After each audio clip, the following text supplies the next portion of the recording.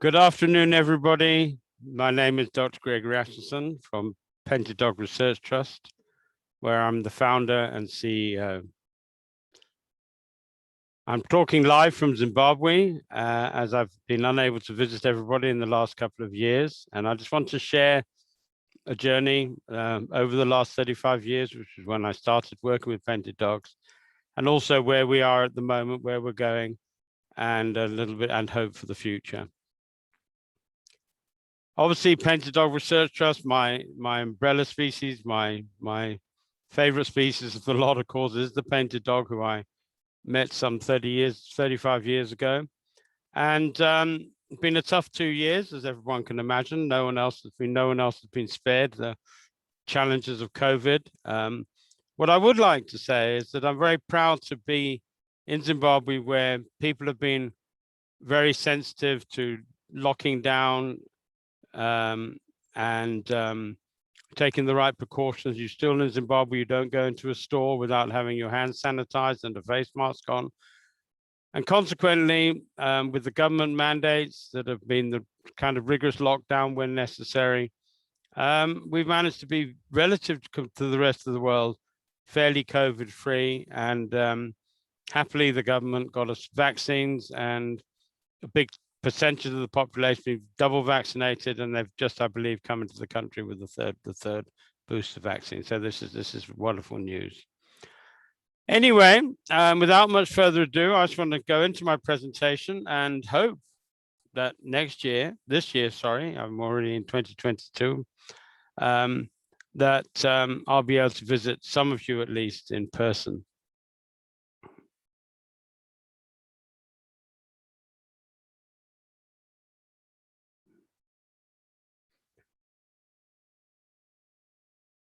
Conserving and endangered the painted dog. Well, and building for the future. Well, building for the future isn't just securing a dog population for today. It's just securing a population where you have a public that cares for the species, where you have informed graduates and undergraduate students and children that care, and basically a public that cares.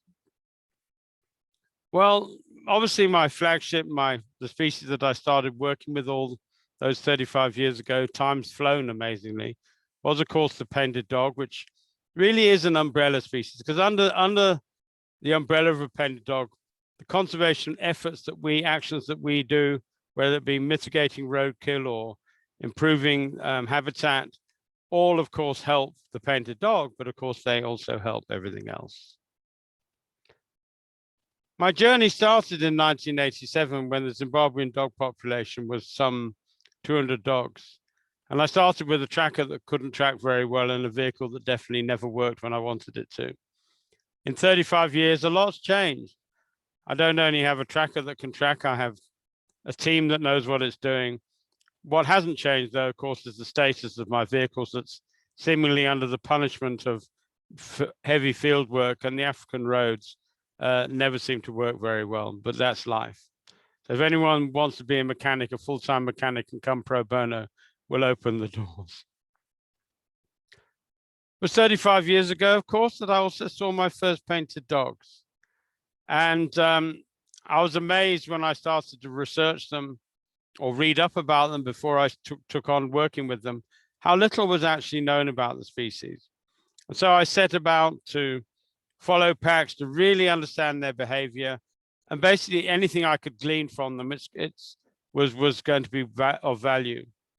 That meant that I used to spend about 27 days trying to find painted dogs and 3 days writing up all the data, and follow them wherever they went. I would try to be as close as I could in a vehicle. And of course, they would disappear. And on one such hunt follow, I suddenly heard an interaction while I was still learning about their social system and their bonds and their social structure. And I heard an interaction with painted dogs and lions.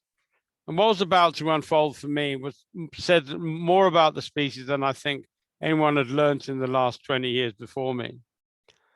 So here I hear this interaction. I get in there after a few minutes when the yelping and the died down, and the chittering from the dogs. And I get in there, and there was a dog there called Honor, lying down on as dead as a dog could look.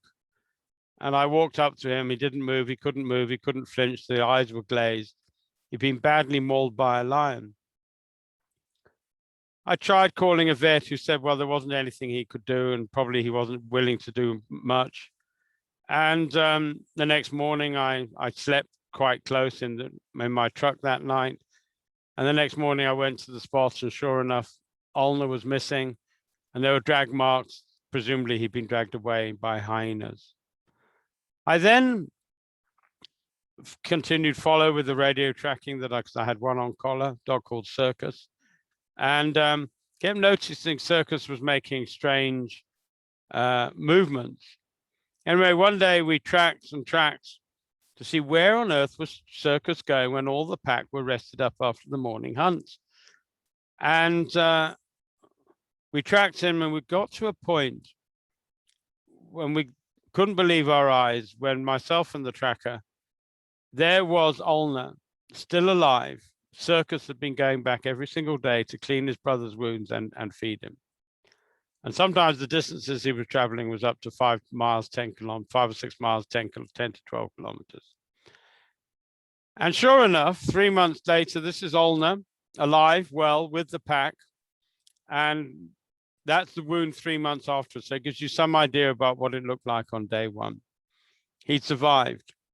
And then I realized that this was probably the first case of a species actually looking after it's sick and it's weak. And then the more I realized, then more I studied the dogs, I realized about their sharing nature and how that was the order of the day. I started to learn about the life of the pack, where every single dog helps to raise the next generation of puppies, and how their teamwork is almost impeccable. It was at a den that I first got to see my first nightmare for painted dogs, because poachers had snared a pack of dogs because they wanted to get some traditional medicine. Fortunately, that wasn't a big challenge for in the long term. And it was only a small amount of money to share with the community and say, well, look, can't we stop this? If I can pay $100 to protect the den, and another $100 for someone community to protect the den, and another $100 when the den was secure after 3 months. Easy conservation. And what I realized then was that in those days, 35 years ago, local communities were not a big part of the picture in terms of being communicated with by conservation teams or researchers in particular. Because in those days, most researchers were doing just pure research, certainly in Zimbabwe. And I started to be one of the early pioneers of going out into the community with my tracker to share with the community exactly what we were doing and why. And that even led me to find the very poacher that had set the snares the year before and became committed to protecting them. And as I say, for $50 or $100 a year to him and $50 or $100 to the community, any snaring at den stopped, and this poacher, or now gamekeeper, would support. That also meant that I realized very early on that, nothing was known about the dogs. It was not only about me, but of course about the children. And so my conservation effort has been decades, education effort has spanned decades. As you can see, so that's a very much younger Greg, who's not got a gray hair in sight. As a young biologist, and when I couldn't find painted dogs, I could always find children. And I would like to share with them my research and try to make sharing that research informative, participatory, and of course fun. Because no one wants to be like Mrs. Doubtfire with that dinosaur of a teacher trying to get the kids excited. Anyway, today, where are we today? That's just a little snapshot. And by the way, in those early years, while all this was going on in the backdrop, just to by the by, when I said in the beginning that there were only 200 painted dogs, or shared in the beginning, there's only 200 painted dogs in Zimbabwe when I started. And the reason for that was that the second they left the national parks, they were shot by the ranchers, they were hit by cars, and of course there were snares. And the population was going into sharp decline. One little strike where slowly as we gained public support, and even in the end we gained the rancher support, was that 13 years after I started, the shooting of painted dogs stopped completely in Zimbabwe. And to my knowledge, it's the only country ever that this has ever been achieved, that a hated predator has managed to be given such grace. So where are we now? Where's my world at the moment? Where is Painted Dog Research Trust? We're actually based near Victoria Falls, and my study area is some 6,000 square kilometers. I'm very committed to the Kavango Zambezi Transfrontier Park Initiative, where I play an active role in mitigating carnivore threats within our areas and trying to build for the future. Within CASA, we have a CASA Carnivore Coalition, and there are other like-minded wildlife biologists all doing their bits to help secure the future for this amazing transfrontier park area, which is almost twice the size of Texas, I believe. My own study area is about the size of Delaware, multi-land user, safari areas, private areas, communal areas, forestry areas, and national parks. And within this area landscape, we try to integrate our education, which is building for the future. Here, we've got children learning from Zulu, our educator. And interestingly, just an aside, during this COVID spree, while all the schools have been in lockdown, this is pre-COVID, we've been still able, with small numbers of children, to continue our education program by bringing them to the site, particularly for our Kids for Science program, where they can be doing hands-on activities outside, and obviously all masked up. When they're all masked up, we can have them. Also want to share that Painted Dog Research, pre-COVID, we always and still do welcome exchanges from partners, from visitors, who always bring a new dimension into our world. And I'd like to say a big thank you to those people that have visited us, because they've always brought a new dimension, whether it's from zoo partnership exchange programs that we really welcome, you know, where zoo staff come and share time with us and share experiences, or whether zoo staff that are helping us with some of our graphic work. These partners such as that are valuable to us because we know what we can do, but we also know an awful lot of things that we can't do. One of the underpinning things about Painted Dog Research Trust is absolutely clear, is that our mantra is that science must underpin conservation. Because otherwise, you know, you start barking up trees and making mistakes, and conservation time and money is a very limited resource. And so one of my missions is here I'm there gleefully holding fecal samples, all split up from genetic to parasites to stress hormones. And my mission in life is to inspire my young graduate students to be as equally passionate about feces as I am. We try to start this from an early age, and we do have the Kids for Science program, where we actively try to share with them what research is all about, what conservation is all about, and bring into their worlds our worlds. I'm very active mentoring university students and trying to get them just as passionate about poop as I am. And also want to share with you that it's really important to me to mentor all the way through young undergraduate students to help them to be tomorrow's conservation biologists.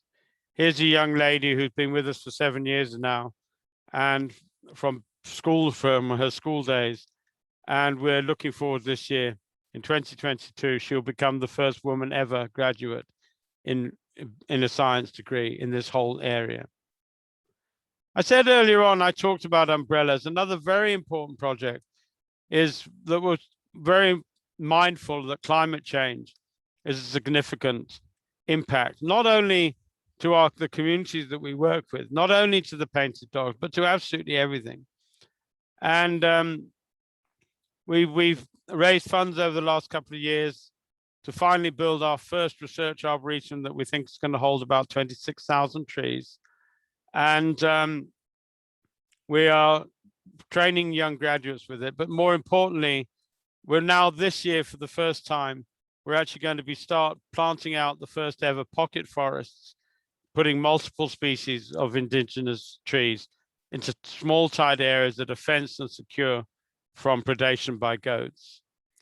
One of the sad facts, by the way, is that 99+% of all trees planted under well-intentioned tree planting schemes, the trees die.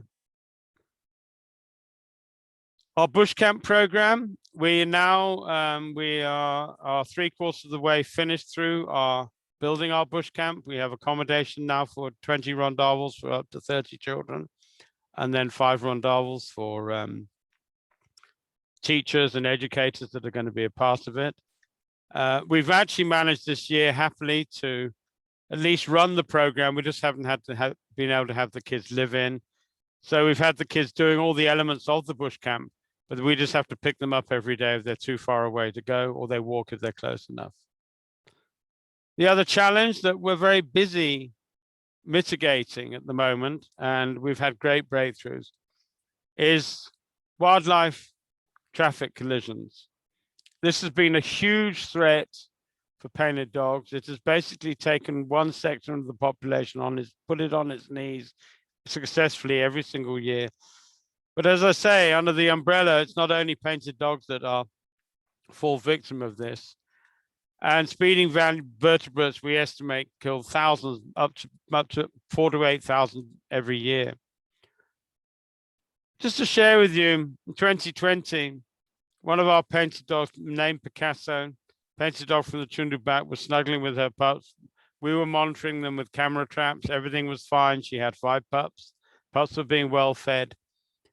And to give you an idea of the scale of the problem, the second the pups left the den to go nomadic with their adults, with their parents, it was only a matter of 3 weeks before this. But it wasn't just one pack. It was all 5 packs were killed by traffic, and the females, leaving just 2 males, and the pack was essentially wiped out. Now, the challenge that painted dogs are facing is den disturbance by film crews and tour operators, and we're working on that now, analyzing significant volumes of data that actually show that den disturbance is an absolute scourge on painted dog populations. Pups like these are photographs taken from camera traps. Film crews will rarely struggle to get such pictures because the dogs leave the den. Other projects that some of you might have heard of are our anti-snare collaring project. Well, at the moment, that's been on hold because the vehicle traffic accidents have been such a scourge. We've had to put all our efforts into the vehicle traffic accident campaign. We are, by the way, absolutely delighted to report that on vehicles, we've now got the police and national parks on board, and we're going to work together with roadblocks and speed trapping as a start, not to mention posters, literatures, flyers. We've got a number of partners from the zoo community assisting us with this.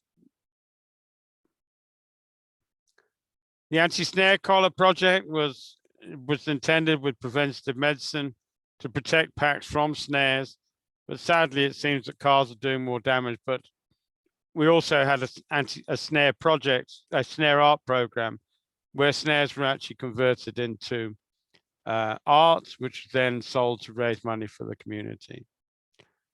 We've got many such projects on the go, and with our Arboretum project and another one, which is a composting project. By the way, we're now employing some 100 women. We're going to be employed this season to harvest endangered species, to harvest exotic weed species that are poisoning the land. We're also going to, as I said earlier, going to be planting significant numbers of trees. This is only meant to be a short presentation, but I just want to share with you some of the impacts of hands-on conservation and how long it takes sometimes to get results. November 2019 to January 2020, we encountered a serious situation we had to resolve. And the alpha female of one of our study packs, the musketeer pack, was skin and bone. We caught up with her at a den. She couldn't feed her pups. She was basically unable to lactate. We looked down the den and we could see these pups were hardly moving. We immediately decided we wanted to do an operation. And so we contacted National Parks and said, we want to assist. And they said, oh, do you want to dig the pups out the den? And we said, because that's kind of the normal attitude. And we said, no, we don't. We want to help the pack stay healthy in the wild, or help them get healthy in the wild so that they can do the job themselves. So Parks agreed, and we started with the feeding program, taking meat close to the den, trying to attract the dogs to the meat, let them know it was there, not at the den itself, otherwise that was going to attract predators. And by doing so, we managed to ensure the pups were really well fed. You may look and think that that's almost like an obscenity of a stomach, but that's actually how painted dogs feed their babies in the wild. So our mission was to do exactly the same. Make sure the dogs were well fed so that they could feed their pups. And this continued for nearly just under 12 weeks. And finally, at 12 weeks on the nose, the pack went nomadic. And then within that 12-week period, we were absolutely delighted to get the last picture of Anne, the alpha female, no longer looking like skin and bone. I mean, you look at this picture and you remember the first one, it's chalk and cheese. Anne was well, and then her and the pack went nomadic with their all 5 pups. None had died, they were all survived. And so we waited with bated breath. We tried to follow the pack. The satellite collar fails because we have small collars anyway that don't have big battery life, so we don't like to put too much weight, and the drop-off mechanism dropped it off. And we waited. The whole of 2020, we didn't see any more of Anne. There's no sign, hide nor hair of her in the pack. And so we waited, and 23 months later, the moment we had been waiting for, and this is how long some conservation initiatives happen, we got our first evidence of the pups that we'd saved in 2019. We now managed to confirm that at least 4 out of the 5 pups, at least, because we didn't get all the pictures, had survived, and they were now 20-month-old, 22-month-old young adults, or yearlings as they're still classified. But even better than that, there was a litter of pups that have been born in 2021. And the only reason that they were born was that we'd managed to keep the pack alive. And the pups that we'd saved the year before that were the helpers for this litter. So in 2020, I mentioned that the Zimbabwean, in 2017, I mentioned that the Zimbabwean population was some 200 dogs. Well, in 2020, because of actions like this, it is estimated the Zimbabwean population is possibly up to 750. I'd like, with that little note, I would like to thank you. And if anyone would like to hear more about the work, please let us know. And when I'm in the States, I would welcome to come and visit you. And if you want a special, your own Zoom presentation, that won't just be a little short one, please get in touch, and we'll look forward to seeing you and sharing the work we do with you. Thank you very much.